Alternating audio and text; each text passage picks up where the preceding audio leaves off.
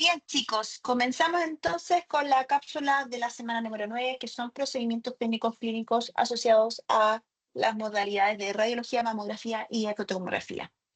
Bien, en la sesión de hoy veremos, bajo las tres modalidades, los fundamentos físicos, muy general, porque esto es solamente reciclado de las clases anteriores de la primera unidad, los riesgos operacionales, fundamentos clínicos y obviamente los fundamentos imagenológicos. Bueno, comentar rápidamente que los equipos de rayos tienen tres riesgos fundamentales asociados. El riesgo de accidentes eléctricos por ser equipamientos de manipulación de corriente trifásica, ¿cierto? Obviamente la exposición a radiación ionizante y los riesgos asociados al láser que emite el equipo. Considerar también los principios básicos de ALARA, Filosofía de Protección Radiológica, que significa tan bajo como sea razonablemente posible, en donde considera distancia, tiempo de blindaje, ¿cierto? Distancia, mientras mayor distancia, menor va a ser la radiación. Tiempo, mientras menor tiempo, menor factores de exposición, ¿cierto? Y mientras más blindaje, mayor protección o menor exposición. Ya considerar los efectos determinísticos y estocásticos también, que son temas que habíamos hablado en clases anteriores. ¿Ya? También considerar que los riesgos asociados en particular se dan en tres grupos poblacionales, que son las mujeres en edad fértil y mujeres embarazadas, ¿cierto? Las mujeres en edad fértil porque tenemos células que son los óvulos que están desde el sistema embriológico de la mujer y obviamente van acumulando estímulos ambientales que pueden generar daño en el material genético. Las pacientes embarazadas, obviamente, por los efectos teratogénicos. Los pacientes pediátricos, obviamente, porque son más radiosensibles a estímulos de ionización como los rayos X. Y los pacientes longevos por su baja velocidad metabólica que impide recuperar rápidamente los daños celulares asociados a radiación ionizante. Bueno, comentar también que el equipo de rayos tiene algunas partes que ya lo hemos visto en clases, ¿cierto? Tenemos el cabezal del tubo de rayos, el brazo, que es el que dispone hacia adelante, hacia atrás, la columna de soporte, ¿cierto? La mesa, el receptáculo del detector o del chasis, ¿cierto? Y el panel control. Dentro del cabezal también nos vamos a encontrar con la manilla de los colimadores, los frenos para poder mover o detener el movimiento del tubo de rayos y la visualización de la angulación que se puede disponer con este equipo. Bien, tenemos variables asociadas a los equipamientos de rayos. Tenemos por una parte los tubos de columna, en donde, como se visualiza con este operador, tenemos que el tubo de rayos logra disponerse de una forma más rígida, ¿cierto? Más geométrica su movimiento, tanto para la mesa como para el estativo. Esto genera ciertas limitancias y son idóneos para pacientes de baja complejidad, en donde la capacidad de movimiento podría ser más facilitable en virtud de un grupo de población de pacientes autovalentes. Sin embargo, tenemos una segunda categoría de equipamiento que son los equipos de techo, ¿cierto? En donde hay maniobras mucho más dinámicas y, por lo tanto, existe una flexibilidad mecánica del movimiento de tubo, tanto en la mesa como en el estativo que se visualiza en esas imágenes, y son equipamientos idóneos para pacientes de alta complejidad, de UCI, ¿cierto? O pacientes ambulatorios de movilidad reducida, ¿cierto?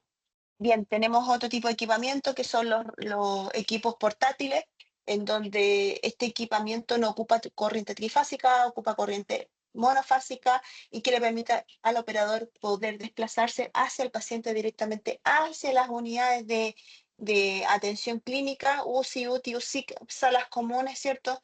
En donde el operador puede tomar un rayo, ¿cierto? Siempre y cuando se consideren algunos principios que tengan criterios de parametrización de baja intensidad ionizante, o sea, un KB bajito, un MA bajito, solamente para exámenes muy específicos, ¿cierto? Contra de esto, que obviamente todo el personal que está inmerso en esas unidades y los pacientes que están cercanos al paciente que se va a exponer a radiación pueden recibir la radiación, ¿cierto? Y eso ocasiona ciertos riesgos. Sin embargo, tomando las medidas de protección radiológica, como estamos visualizando con el operador, protección del detector, ¿cierto? Equipo de blindaje para el operador que está tomando el estudio, le va a permitir poder disminuir los efectos asociados a radiación ionizante. Bien, considera también que se van a encontrar en algunos centros médicos con que vamos a tener dos modalidades de estudio asociado al tipo de detector que va a tener el equipo de rayos. Tenemos los equipos CR y los equipos DR. Los equipos CR son equipamientos en donde se ocupa un chasis fotoluminiscente en el cual tiene que ser revelado, como se visualiza en esta imagen, en otra sala posterior a la radiación, ¿cierto? Del detector, de manera que se pueda leer, ¿ya? Es una metodología más lenta, ¿cierto? Y que en algunos escenarios puede ser hasta más barata financieramente cuando nosotros tenemos que seleccionar este equipo. Considera que estos equipamientos ya van de baja porque hoy en día los equipamientos que más abundan en el mercado son los equipos de radiología directos, ¿cierto? Los DR, en el cual nosotros disponemos de un detector, ¿cierto? Con detectores de silicio que pasan el estímulo del detector a una corriente análoga y permite adquirir la imagen. Este tipo de equipamiento toma la imagen de forma inmediata, lo que no se pierde tiempo para el procesamiento de la imagen, ¿cierto? Bien, entonces, como se visualiza en este video, el equipo CR es un equipo que está en otra sala, en donde el operador tiene que ir literalmente a revelar de forma digital la placa que se expuso a la radiación para poder adquirir la imagen, lo que hace que sea el proceso más lento. Bien, el equipo de R también tiene cierta desventaja, es que habitualmente los detectores, ¿cierto?, ocupan baterías, por lo que constantemente hay que estar revisando el nivel de batería de los detectores y tener la precaución de que la batería no esté baja, sobre todo en el manejo de pacientes de alta complejidad. Bien, recordar algunos conceptos claves del tubo de rayos. Tenemos dos segmentos relevantes. Tenemos el cátodo y el ánodo. El cátodo es el emisor de los electrones que van a bombardear la placa de tungsteno que está alojado al, al concepto de ánodo, ¿cierto? Esta placa de tungsteno rota, ¿cierto? A través del motor o el rotor y que permite que los electrones vayan golpeando o vayan chocando con los electrones de tungsteno de la placa, ¿cierto? Para poder producir el rayo. Bueno, y comentaba acá, los electrones van a bombardear la placa de tungsteno para posteriormente emitir la radiación característica. En base a eso nacen dos principios de parametrización, que son el KB que LMA, el KB el kilovoltaje, es la energía de emisión de la radiación, ¿cierto? Y el miliamperaje es la cantidad de fotones que salen eyectados, ¿cierto? Y que están en proporción a la cantidad de electrones. Mientras más electrones, más fotones, mientras menos electrones, menos fotones, ¿cierto? También considerar que el tubo de rayos emite varios, un complejo energético, dentro de ello el 99% de la energía de dispersión es energía calórica, el 1% de la radiación es la radiación que nosotros vamos a ampliar en el paciente, que es la radiación característica, el resto se considera radiación de frenado o Brest-Ganum, ¿cierto? Que se asocia a la aceleración de electrones y la interacción en la nube de electrones del átomo en cuestión, ¿cierto? Una vez que nosotros emitimos el rayo, este rayo va a interactuar con la materia del paciente, por lo tanto se pueden producir dos fenómenos también que ya hemos visto anteriormente, que es Compton fotoeléctrico. El fotoeléctrico choca, ¿cierto?, al electrón, lo saca inyectado sin generar un fotón de menor energía, lo que genera que en imagen resultante se generen patrones de radiopacidad, mientras que el efecto Compton es un efecto en donde choca con el electrón y sale el electrón inyectado, sin embargo, genera un fotón residual que este traspasa la materia y puede llegar al detector, lo que produce imágenes de estructuras del tipo radiolúcida, ¿cierto? Entonces vamos a ver que los elementos de alta densidad, como el hueso o el metal, producen mayor efecto fotoeléctrico, ¿cierto? Y generan mayor dispersión, ocasionando radiopacidad. Opacidad, ¿y qué significaba esto? Que las imágenes de estas estructuras se ven más blancas en la imagen, mientras que la radiolucidad se dan en elementos de baja densidad como el aire, la grasa, el agua, ¿cierto? Por lo tanto, hay una mayor penetración de la radiación en la materia y por consecuencia las imágenes se ven más oscuras, más negras. Así que en base a eso se genera una escala de grises asociado a radiolucidad y radiopacidad. Radiolucidad es lo más negro, ¿cierto? Y la radiopacidad lo más blanco. Bien, criterios básicos, ventajas, desventajas de los rayos, que los rayos son imágenes bidimensionales, ¿cierto? Pueden existir en algunos escenarios de acuerdo al segmento anatómico, superposición de estructura. Las interfaces de contraste no caracterizan significativamente como se puede ver en otras modalidades imagenológicas y en algunos escenarios puede haber una ineficiencia en la absorción de los rayos, ¿ya?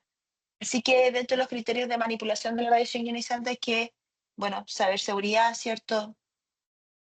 Tener sistemas de vigilancia por parte de los operadores para evitar accidentes o mala praxis con este tipo de equipamiento, adiestramiento, capacitación continua del personal, tanto de tecnólogos como de técnicos, los instrumentos, adiestramientos y complementos de protección radiológica que necesitamos para la adquisición de los exámenes, sistemas de señalización que le permitan a los operadores y también al paciente y al perfil de público que está transitando alrededor de la sala, que son áreas de restricción, ¿cierto? Y a practicar las normas prácticas de seguridad, ¿cierto? Entonces, en base a esta premisa, se arma ya lo que es el flujograma de atención del paciente. Por lo tanto, hay ciertos checks que tenemos que ir cumpliendo. Dentro de ello está la preparación de la sala de imagenología, que ya lo hemos visto, en donde tenemos que aplicar criterios guías y REAS. Bueno, posteriormente, cuando ya tengamos todo listo, hacemos ingreso al paciente, en donde vamos a tener dos instancias de interrogación de algunos datos, ¿cierto? En donde necesitamos confirmar datos básicos y realizar la encuesta para poder complementar el estudio con información clínica del paciente.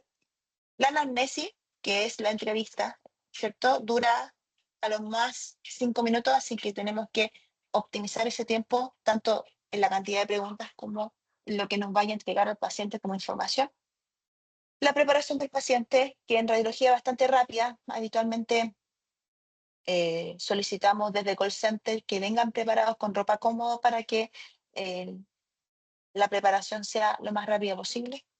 El manejo y posicionamiento del paciente ambulatorio, que dependiendo de si hospitalizado o ambulatorio, tenemos que durar 10 minutos como máximo, y lo otro lo dejé tachado porque esos criterios se cumplen para otras modalidades imagenológicas.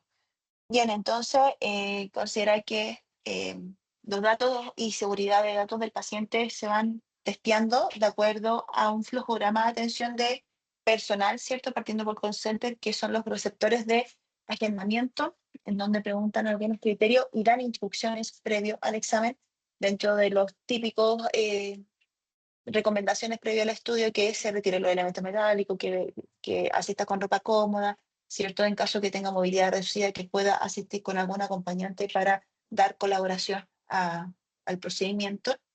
Cuando se presentan ese día a la hora y día señalada en agendamiento, se le vuelve a confirmar los datos, incluyendo los datos básicos, y esta misma información después se confirma por el técnico paramédico que hace ingreso, ¿cierto? Y la primera anamnesis, y finalmente el tecnólogo termina haciendo la segunda anamnesis para la confirmación de los datos previos, más la confirmación de algunos datos clínicos que sean relevantes para complementar al estudio y que tenga acceso el médico radiólogo, ¿ya?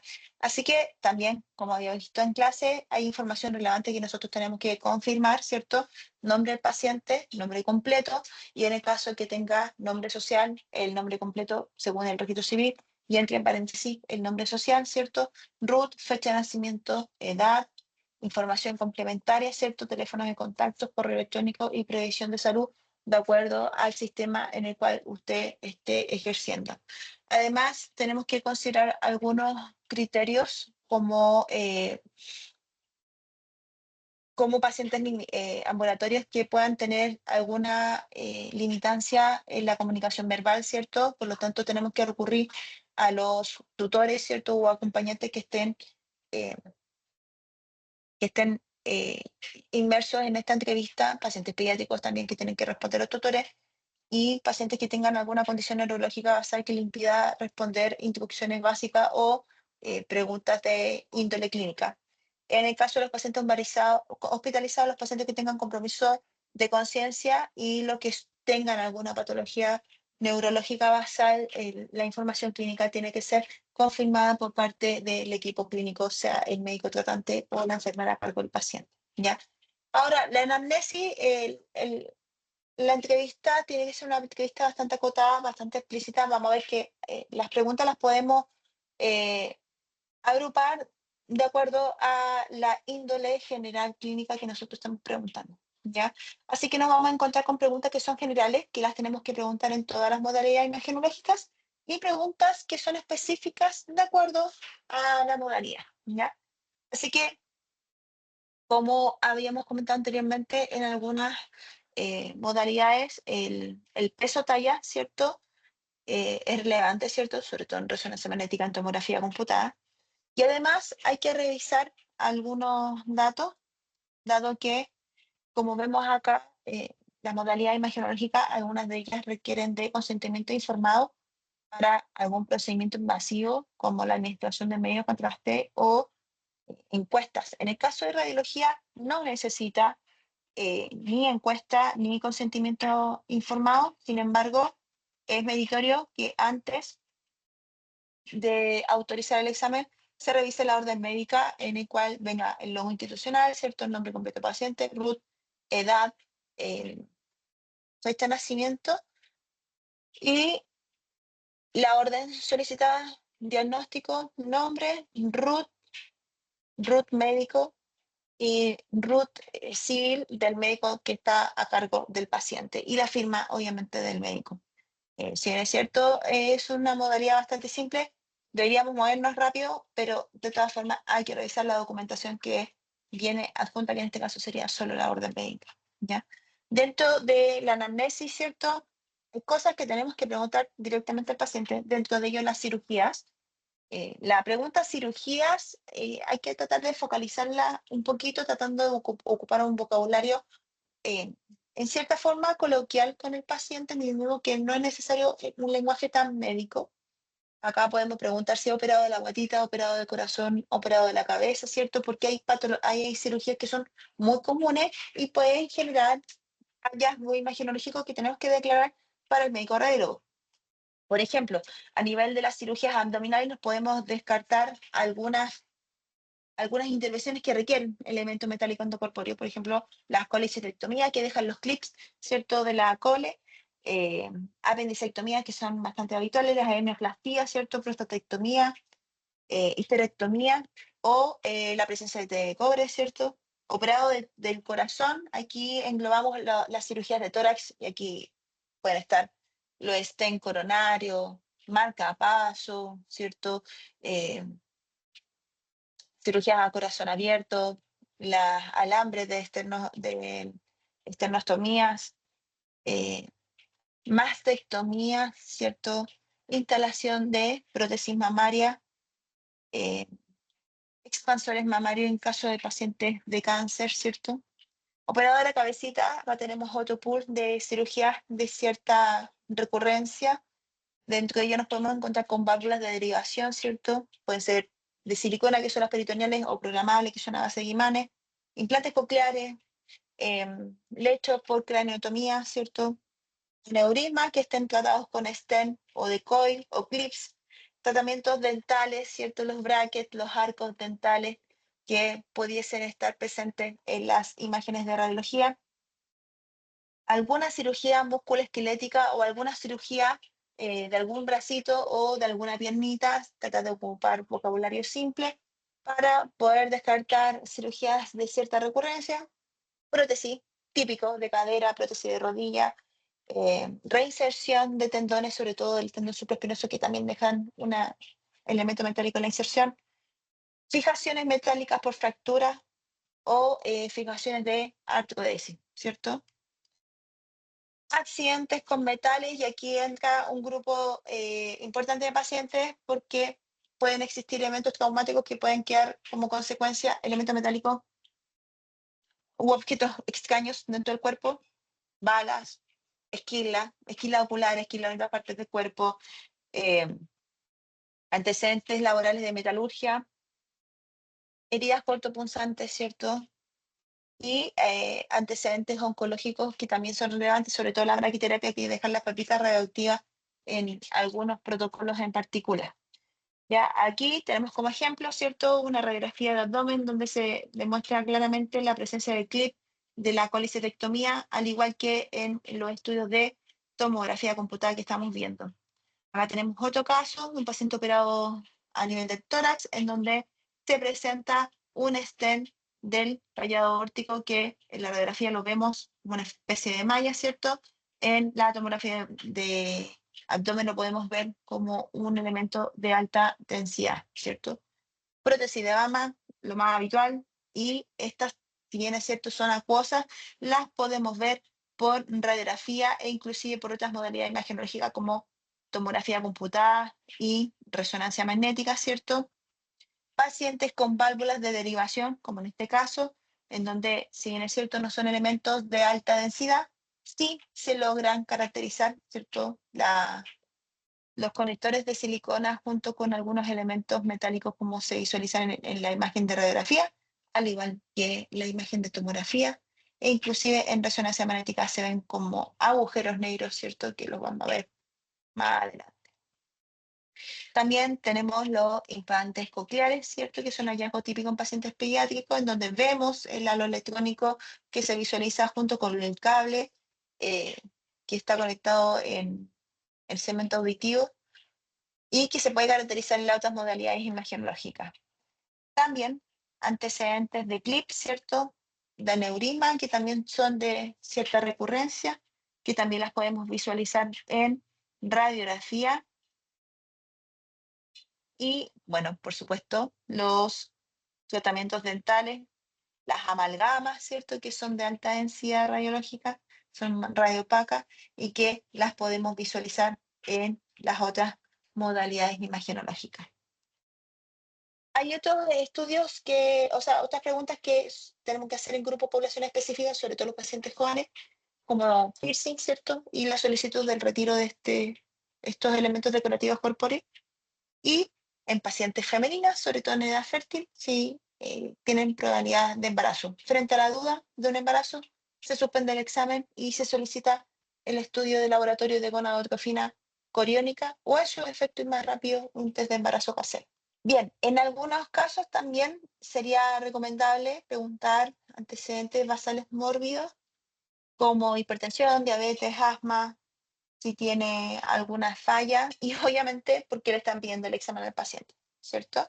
Entonces, si estamos en la región cervical y facial, craneal, ¿cierto? Una vez que ya hemos concluido la entrevista, le vamos a solicitar al paciente que se retire objetos metálicos. ¿Qué tipo de objetos metálicos son más habituales?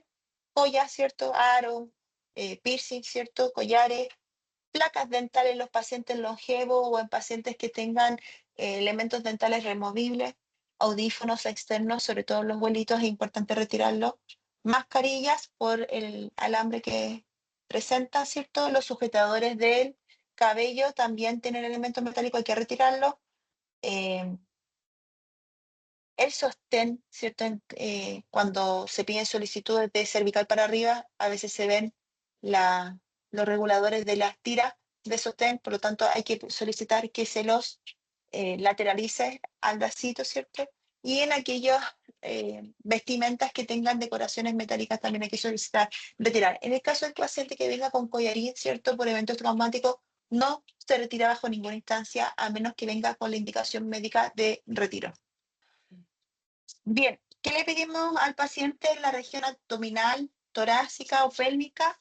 Bueno, retiro de joyas, decoraciones corpóreas como piercing, que es lo más habitual, sostén, sobre todo en la radiografía de tórax, ropa con elementos decorativos metálicos, en el caso de los pacientes hospitalizados, retiro de electrodos, ¿cierto?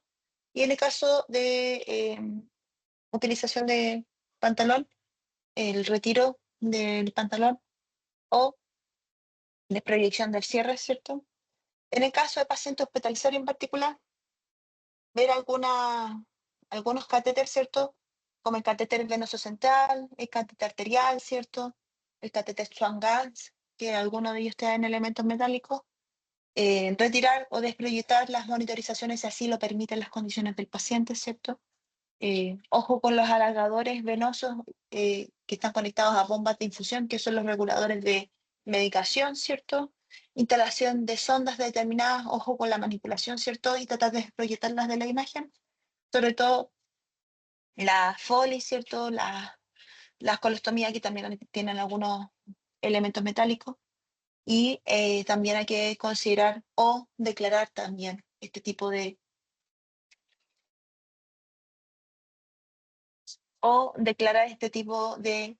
derivaciones o derivados clínicos del paciente.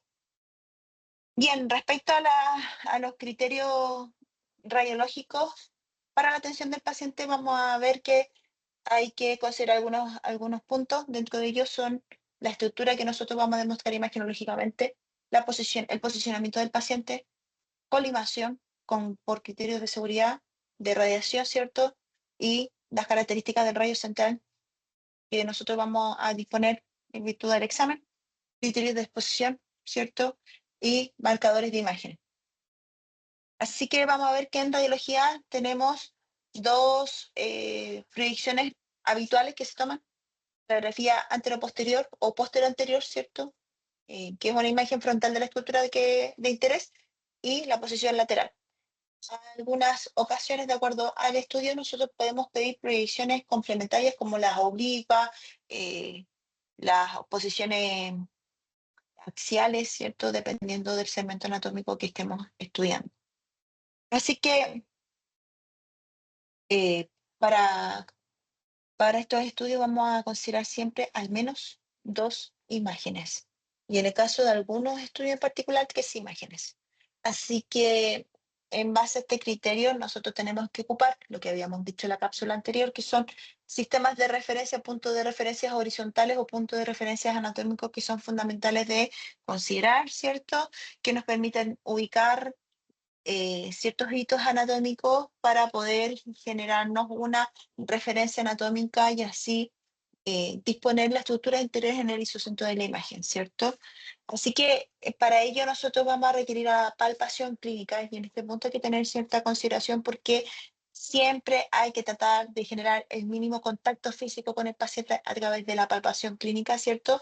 En donde nosotros vamos a emplear puntos de referencia anatómicos como hitos relevantes para poder eh, referenciar la estructura interna que nosotros no somos capaces de visualizar fácilmente, sino que en base a teoría conocer estos puntos y criterios para poder optimizar la calidad de imagen de nuestra estructura que estamos estudiando, ¿cierto?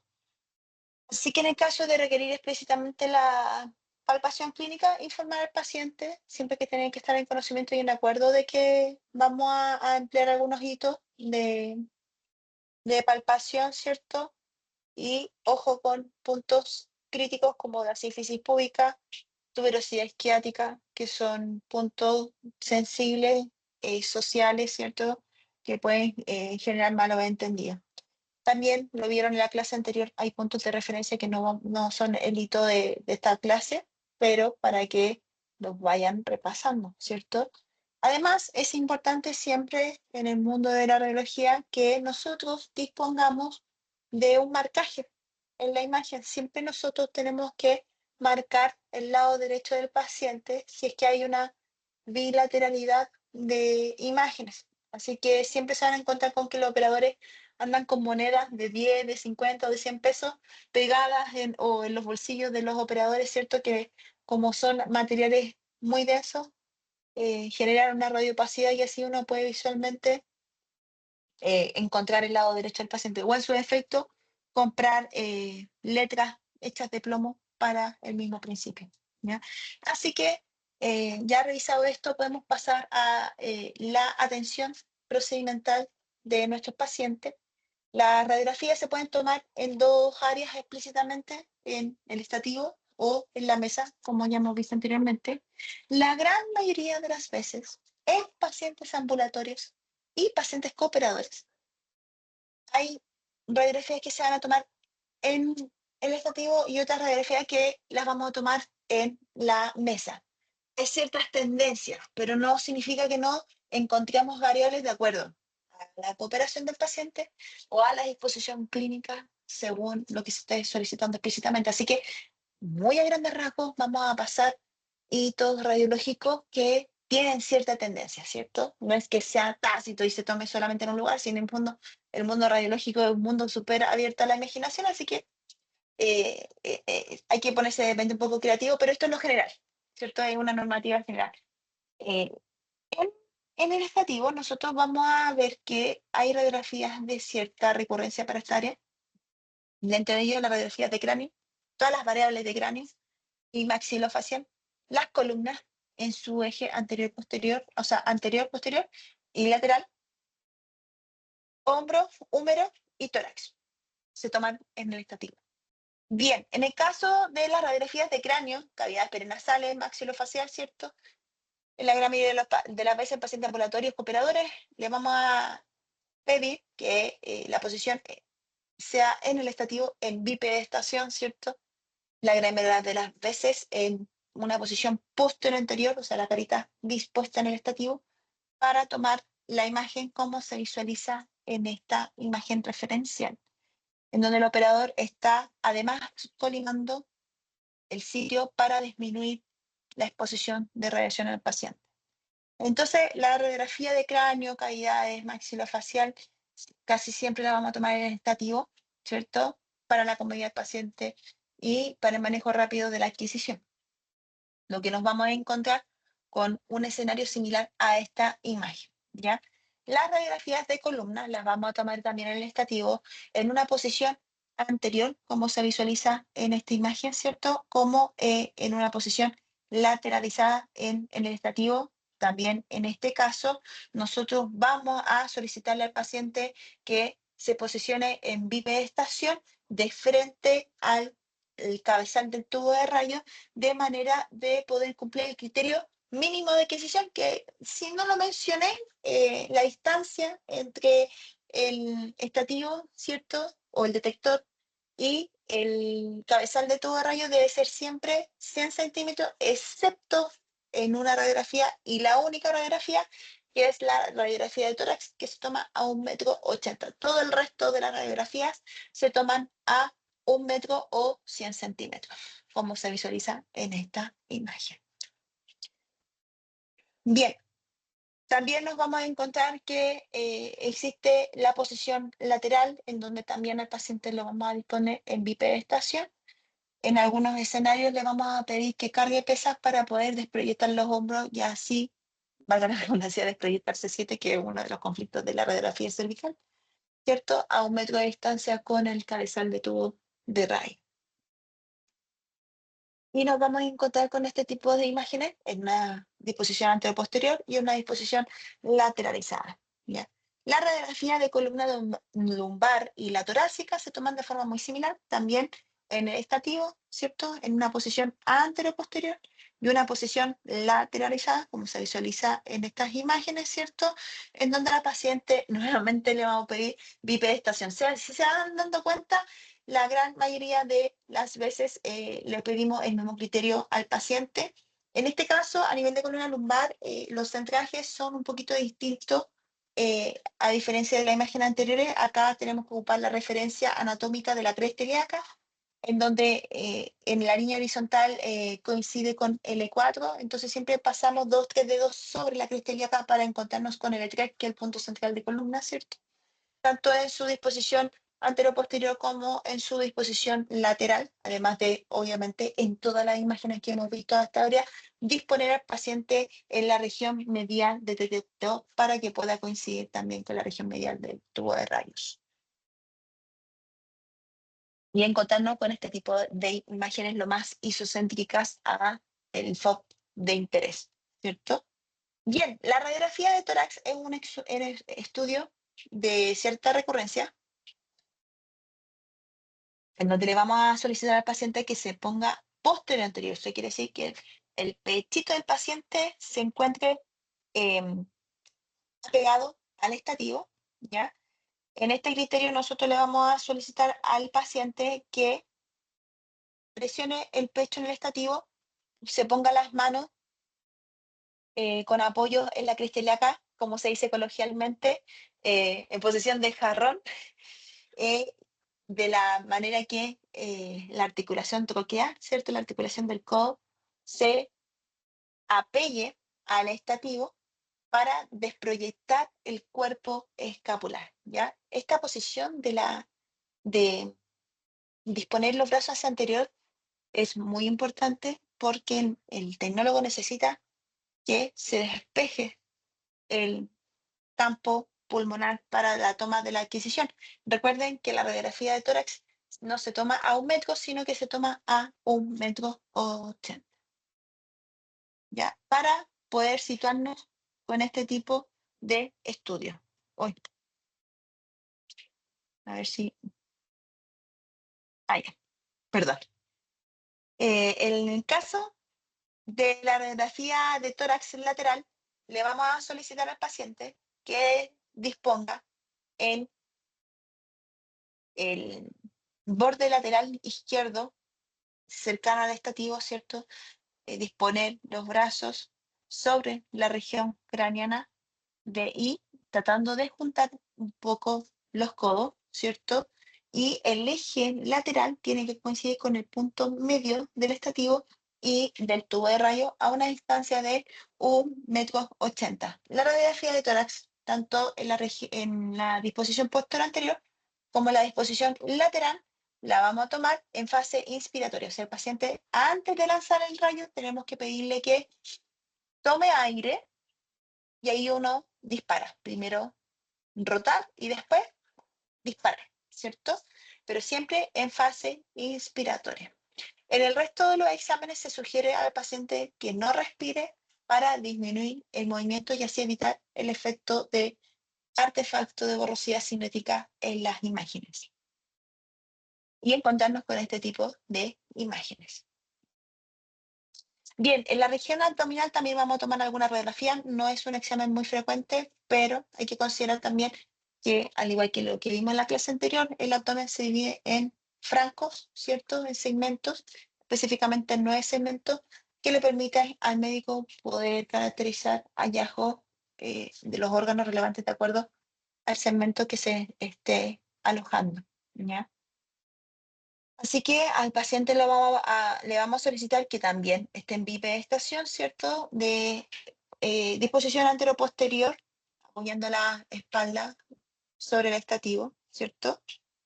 Y en este caso le vamos a solicitar al paciente que mantenga la respiración para disminuir el movimiento cinético de la imagen. Y como se visualiza acá, la región media del paciente tiene que coincidir con la línea media del estativo y de la colimación del tubo de rayo.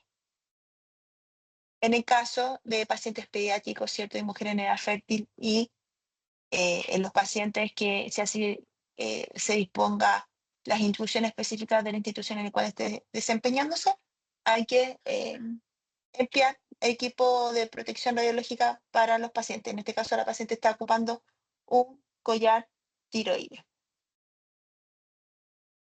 Bien, la radiografía de hombro también se emplea en el estativo, ¿cierto? En donde también tenemos referencias o hitos anatómicos referenciales para poder tomar la radiografía, principalmente la espina escapular, ¿cierto? La articulación acromioclavicular y la glenohumeral, que son de relevancia para este tipo de examen, ¿cierto?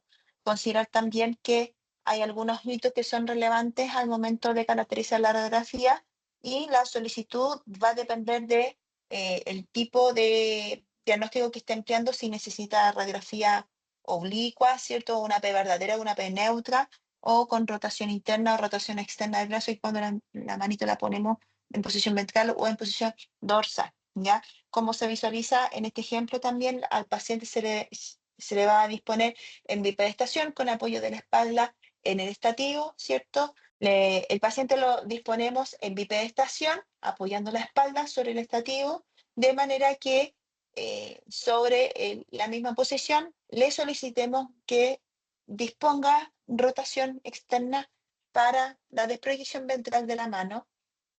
Ya se cumplí con los criterios imaginológicos de la radiografía de hombro. ¿Ya?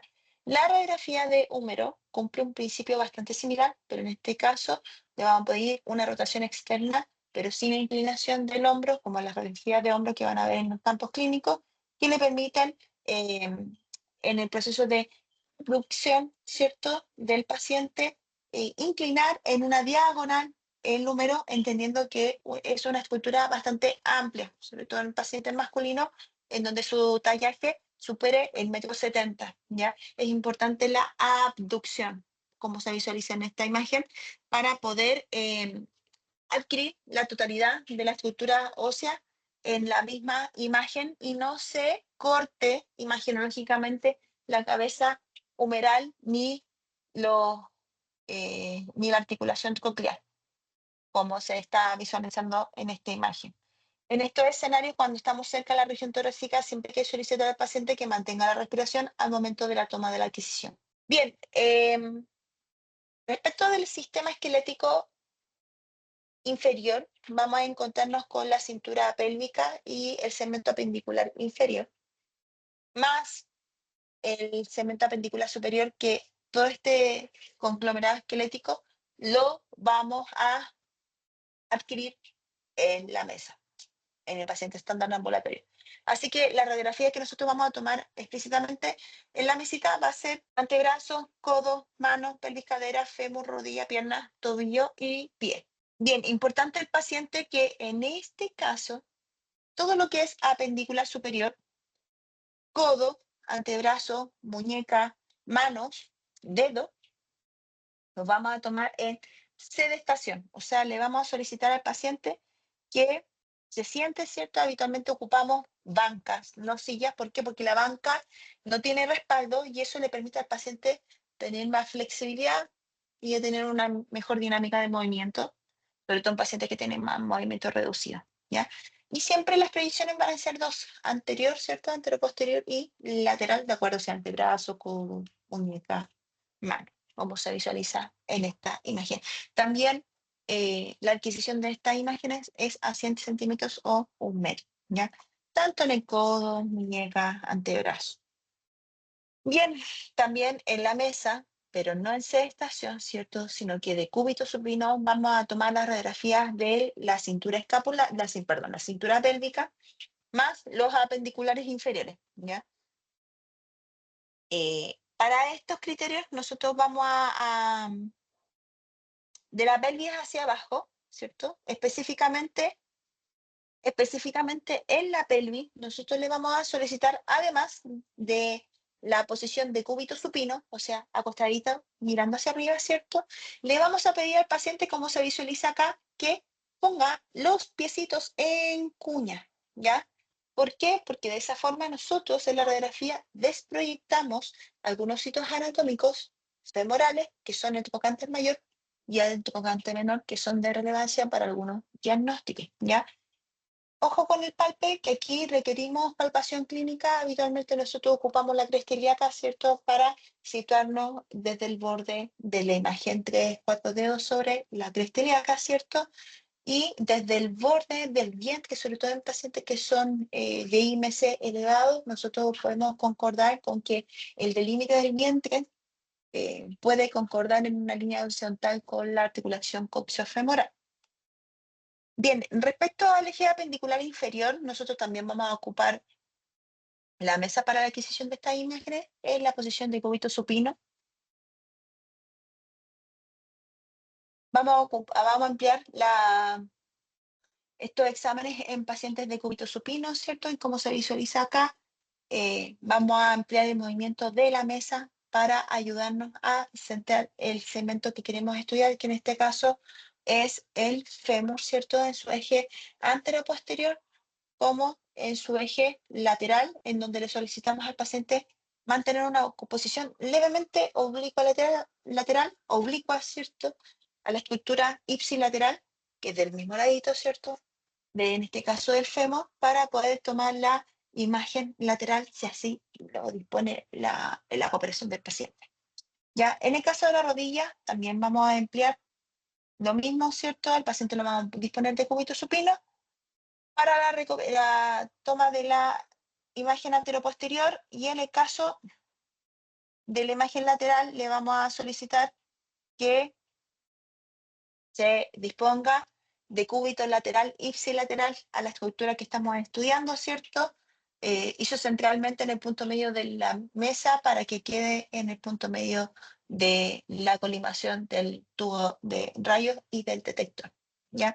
En el caso del tobillo, vamos a cumplir el mismo criterio que la radiografía de rodilla, anterior, anteroposterior, lateral, ¿cierto?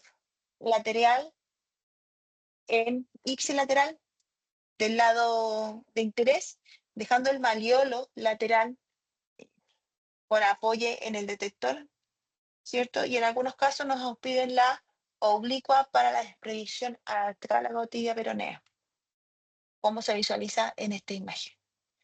Ya, la pierna también una disposición anterior-posterior, lo que sí, la gran mayoría de las veces el chasis lo tenemos que ocupar en una disposición diagonal, dado el eje largo que dispone la pierna. ¿Ya? Y en el caso del pie, obviamente el paciente lo vamos a disponer de cúbito supino, pero en este caso le vamos a solicitar la flexión de la pierna para el apoyo completo de la región lactar en el detector, y así disponer eh, de un ángulo del rayo con una leve inclinación craneal, ¿cierto? Que permita desproyectar las articulaciones metatarsianas, perdón, en la radiografía anterior y oblicua de pie. Bien, ya terminamos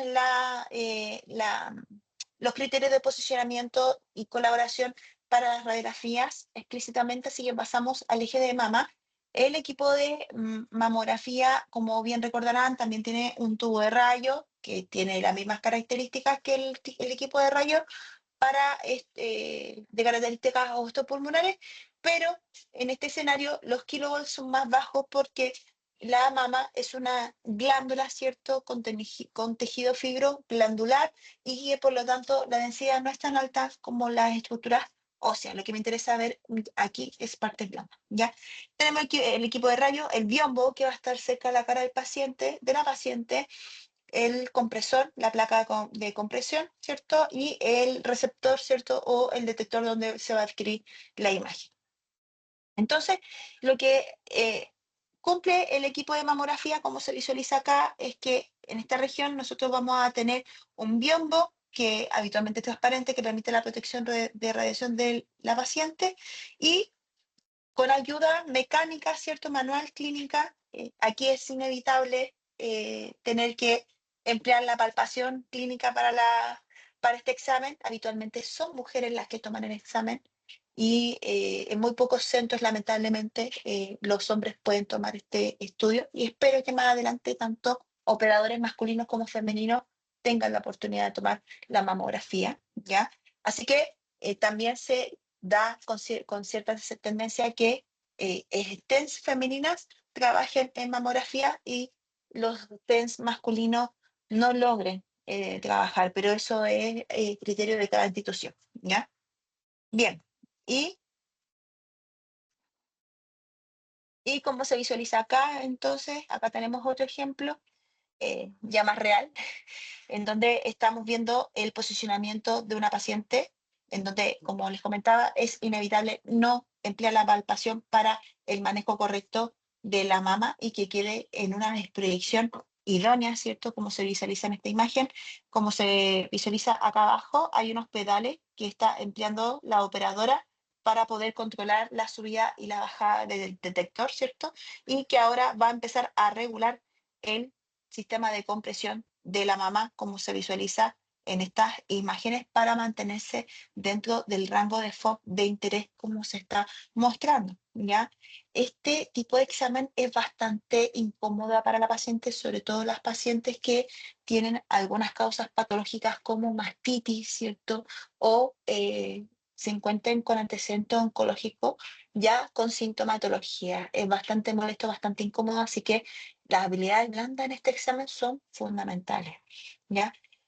Vamos a ver que la operadora está tratando de controlar la compresión, ¿cierto? Y la presión que va a recibir la mamá. Y vamos a adelantar un poquito el video para verificar las proyecciones. La adquisición que está tomando en este momento la operadora es el plano cráneo-caudal y ahora se va a disponer, va a darle oblicuidad al equipo, ¿cierto? Va a rotar el cabezal, como se visualiza en esa imagen, y va a disponer a la paciente a la segunda proyección que se toma mamografía, que es la mamografía oblicuo-lateral, en donde se le solicita a la paciente que con el brazo, ¿cierto?, abrace en la base del receptáculo del detector para poder desproyectar en la imagen el eje axilar y así demostrar el músculo pectoral, que es uno de los criterios imagenológicos para este examen, ¿cierto?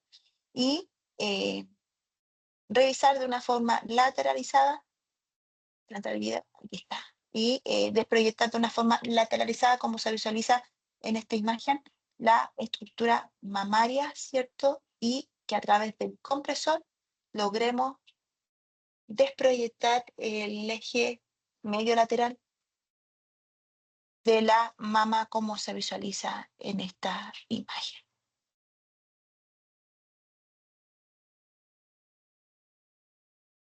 Comprenderán que no es para nada un examen cómodo, o sea, ya las radiografías son incómodas, imagínense una mamografía.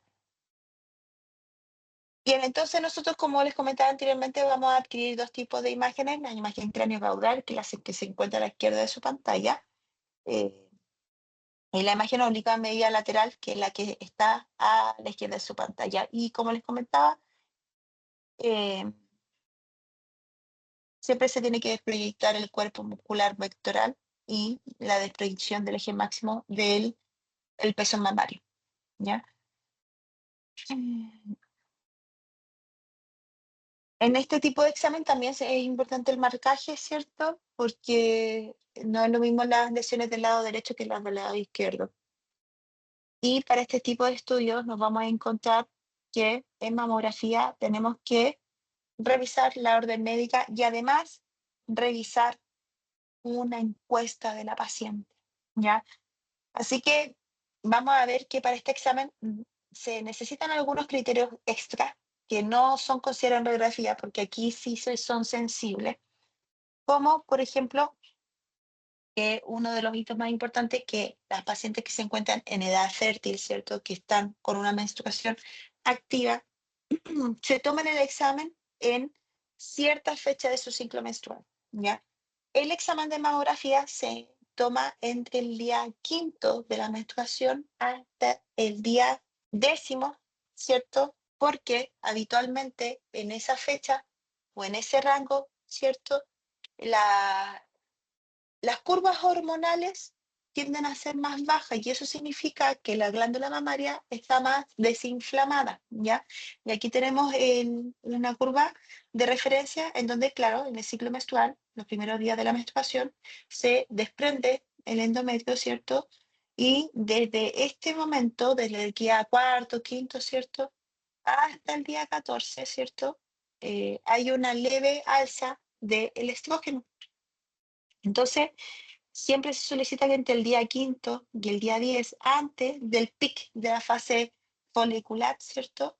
En donde la luteinizante y la folículo estimulante logran el desprendimiento del óvulo, ¿cierto? Antes que pase ese proceso, la mamá se encuentra en su fase más desinflamada. Ya ha pasado ese proceso, ya empieza a engrosarse el endometrio y por consecuencia la glándula mamaria también se empieza a ensanchar e inflamarse. Así que es importante que entre el día 5 y el día 10 en pacientes fértiles estén en criterio de la toma del examen, ¿ya? Otro punto importante es que las probabilidades de embarazo, por supuesto, en edad fértil. Evitar, o sea, no evitar, no utilizar desodorante para el día del examen, porque el desodorante tiene componentes metálicos, ¿cierto? Por lo tanto, pueden aparecer en la radiografía, en la mamografía explícitamente, y por consecuencia se pueden generar hallazgos falsos positivos, ¿ya? Síntomas, lesiones o caracterizaciones propias de las mamas tienen que ser declaradas, ¿cierto? Y en el caso de las pacientes mayores de 40, ya está la indicación de hacerse screening de mamografía anual. Bueno, también nos vamos a encontrar con pacientes que tengan prótesis mamaria, en donde aquí es un poquito más complejo porque tenemos que desproyectar la prótesis. Y hay dos tipos de instalación de prótesis de mama. Está la prótesis por frente del músculo pectoral, o sea, viene el músculo pectoral, la prótesis y delante de la prótesis de la glándula mamaria, o debajo del pectoral. Que aquí la glándula mamaria está en íntima relación con el pectoral, pero la glándula, o sea, la cápsula de la prótesis está debajo del músculo, así que no es problema. Pero en el caso que cuando quedan delante del músculo pectoral, ahí, como se visualiza en esta imagen, tenemos que desenganchar la glándula mamaria de la cápsula, una, para no reventarla, ¿cierto? Con la compresión, y dos, para solamente desproyectar el cuerpo de la glándula mamaria para el interés clínico, ¿ya? Ahora, ¿existen mamografías masculinas? Sí, hay cierta tendencia a la incidencia súper bajita, pero puede existir el escenario de tomar mamografía en el caso de pacientes masculinos. Prevalencia de la mamografía masculina, pacientes que tengan antecedentes familiares de cáncer de mama, ¿cierto? Y pacientes que tengan un IMS elevado, que el ambiente metabólico de pacientes masculinos de IMS elevado puede gestionar un desequilibrio de las hormonas femeninas, que también los hombres la tienen, ¿cierto? Y eso puede ser un precursor para la incidencia de cáncer de mama en pacientes masculinos. Así que en este escenario es importante al paciente que se depile, ¿cierto? Que se afeite o se depile la región pectoral, porque en este tipo de examen el compresor se resbala con la presencia de vellosidad. Así que eso es un hito importante que hay que considerar para para en el caso de las pacientes masculinas. Bien, otro punto importante que hay que considerar, no lo agregué en esta diapo la encuesta en explícito, pero sí hay cosas que la tecnóloga y ustedes también van a tener que conversar con la paciente, que es una encuesta. La encuesta en mamografía tiende a ser más extensa que la radiografía. Habitualmente nos tomamos un tiempo considerable para tomar la encuesta en mamografía porque hay hitos clínicos que son relevantes al momento de entregar información a la radióloga que informar el examen. Dentro de ellos es probabilidades de embarazo, ¿cierto? ¿Cuántos hijos ha tenido? Si es que tiene hijos. ¿Cuántos abortos ha tenido? ¿Cierto? Si está con tratamientos hormonales o si ha tenido suspensión de tratamientos hormonales recientemente, ¿cierto? Si se encuentra en lactancia, en el caso que haya tenido hijo hace poquito tiempo, si tiene antecedentes familiares de cáncer de mama, si ha tenido síntomas clínicos explícitos en la glándula mamaria, si sus ciclos hormonales han sido regulares o irregulares, cuándo fue la menarquia o el inicio de la menstruación, cuándo fue la menopausia en pacientes obviamente longevas, ¿cierto? Pacientes que han tenido cáncer de mama, preguntar la data de diagnóstico, cuando fue diagnosticado el cáncer, si ha tenido tratamiento quirúrgico o no quirúrgico, y de los no quirúrgicos, los tratamientos de radiación, ¿cierto? Sobre todo de radioterapia, ¿cierto? Y quimioterapia, si ha tenido controles anteriores, porque es importante que además la paciente traiga sus exámenes anteriores.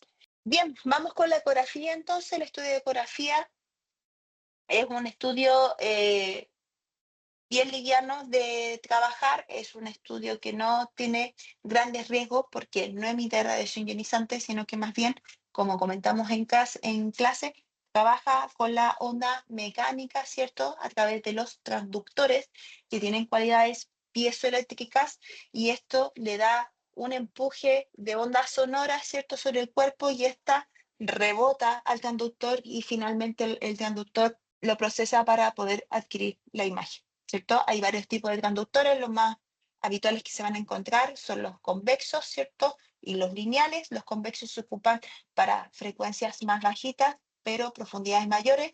En cambio, los transductores lineales se ocupan en frecuencias más altas, pero su profundidad es más cortita, ¿cierto? Tenemos los phase arrays que son localizados y que se ocupan para estudios de alta resolución espacial, como los deditos, ciertas estructuras que son más pequeñas. También nos vamos a encontrar con estos transductores, que son los básicos, ¿cierto?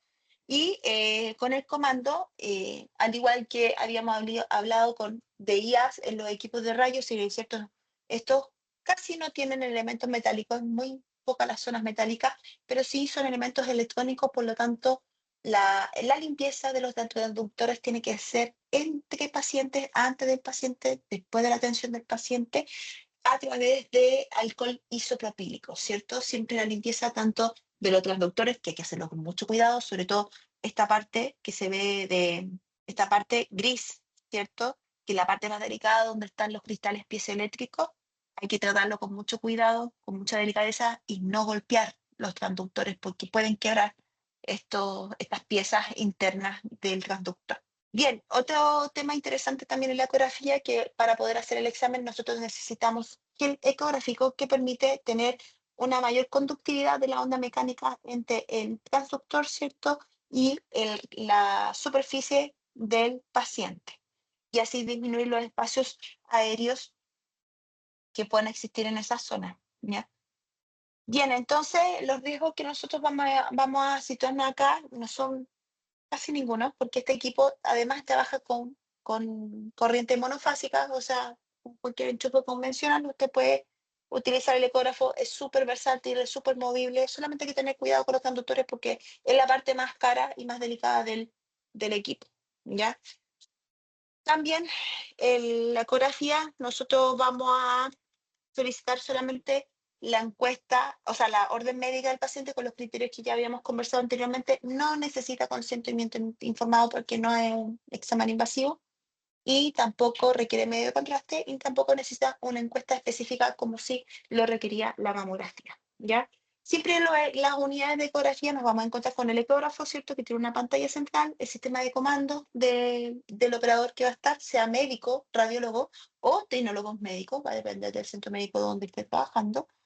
El ecógrafo, que en la reposición de los ecógrafos, o sea, del gel ecográfico, es responsabilidad de ustedes, ¿cierto? Y la camilla, en donde vamos a tener sabanillas clínicas, almohadas, ¿cierto? Y algunos otros aditamientos para el confort del paciente en virtud del examen que nosotros vamos a realizar. ¿Ya? Elementos que vamos a emplear en este estudio, que a diferencia de mamografía y radiografía, solamente vamos a ocupar una bata, ¿cierto? Al paciente de la radiografía en general es muy raro pedirle que se ponga batita. La gran mayoría de las veces, como vienen con su vestimenta y habitualmente se les pide antes que vengan sin elementos metálicos, no es necesario desvestir tanto al paciente, solamente sacarle cosas explícitas que tengan metales. En mamografía le vamos a pedir a la paciente que se descubra de la cintura hacia arriba, ¿cierto? Retirándose sostén y objetos metálicos locales.